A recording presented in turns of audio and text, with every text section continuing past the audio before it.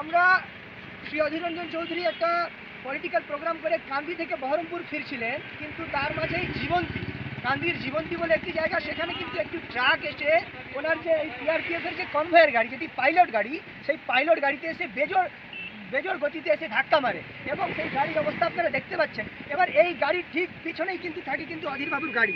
এবার এটা একটা বড় সড়ো একটা নিরাপত্তা এটা বিঘ্নিত হওয়ার কারণ ছিল, বা বলা যেতে পারে যে প্রাণে বাঁচলেন শ্রী চৌধুরী, কারণ এই গাড়ির একেবারে পেছনেই কিন্তু ওনার গাড়িটা থাকে। আমরা সেখান থেকে আইসি কান্দিকে ফোন করা হয়েছে, ওখানে আমরা 15-20 মিনিট দাঁড়িয়েছিলাম, কিন্তু থানা থেকে একটা গাড়ি কোনো আসেনি, একটা কাউকে পাঠানো হয়নি, কোনো কন্ট্যাক্ট করা হয়নি।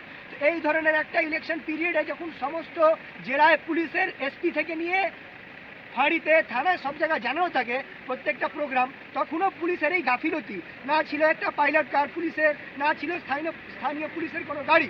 তো এই মুহূর্তে এত বড় একটা ঘটনা যেখানে অধীরবাবু যে প্রাণে বাঁচলেন, একটুতে হলেই কিন্তু সেই গাড়িটা গিয়ে অধীরবাবুর গাড়িতে হিট করতে পারতো।